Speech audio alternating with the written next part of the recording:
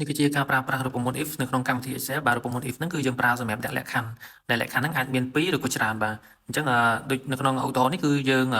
លក្ខខណ្ឌទៅលើបន្ទុកបាទបើសិនជាបន្ទុកធំជាង50យើងឲ្យចេញពាក្យជាប់តូចជាង50យើងនឹងឲ្យចេញពាក្យធ្លាក់បាទអញ្ចឹងយើងទៅគណនាទាំងអស់គ្នាមួយសារទៀតបា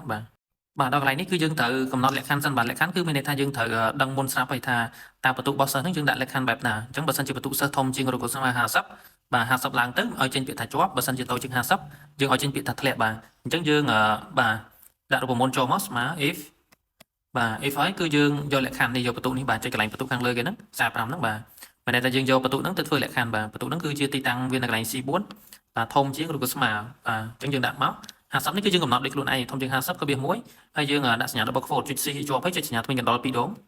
បាទបន្តមកទៀតយើងទៅយកពាក្យដែលយើងចង់បង្ហាញហ្នឹងនេះពាក្យជាប់ហ្នឹងបាទខ្ញុំ copy ដាក់មក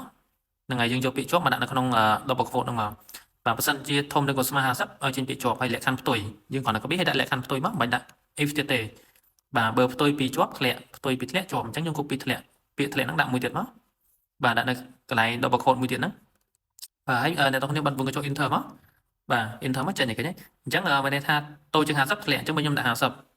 ខ្ញុំដាក់50ចេញពាក្យថាជាប់បាទបើខ្ញុំដាក់ថា45បាទវាចេញតែធ្លាក់បាទហ្នឹងគឺជារូបមន្ត if បាទ if ហ្នឹងគឺយើងប្រើវាសម្រាប់ដាក់លក្ខខណ្ឌបែបហ្នឹងហើយលក្ខខណ្ឌនេះគឺមានតែពីរឯងបើមិនជាប់ធ្លាក់បើមិនធ្លាក់ជាប់បាទហើយប៉ុន្តែបើសិនជាការងារខ្លះមានលក្ខខណ្ឌច្រើនយើងអាចប្រើបានដូចគ្នាដូចនិទេស A និទេស B និទេស C ក៏យើងអាចធ្វើចឹងបានដូចគ្នាដែរបាទយើងអាចប្រើច្រើនលក្ខខណ្ឌក៏បានដែរប្រហែលលក្ខខណ្ឌក៏បានដែររូបមន្ត if ហ្នឹងបើអ្នកទាំងនេះចង់បានលទ្ធផលបន្តទៀតយើងគណនាតែម្ដងហើយទាញវាចុះក្រោមរហូតមកបាទវាចេញអូតូមកតិចដូចខ្លួនឯងឃើញទេហើយនៅពេលអ្នកទាំងនេះដូរបន្ទុកនេះលទ្ធផលហ្នឹងក៏វាដូរដូចគ្នាបាទនឹងគឺជាការប្រើប្រាស់រូបមន្ត if បាទហើយគេប្រើច្រើនរូបមន្តហ្នឹងបាទនៅក្នុងការងារទូទៅបាទអញ្ចឹងបើសិនអ្នកទាំងនេះអត់តន់ចេះទេអ្នកទាំងអាចអនុវត្តបែបដូចរបស់ខ្ញុំនឹងបានបាទឧទាហរណ៍អញ្ចឹងណាបាទសូមអរគុណ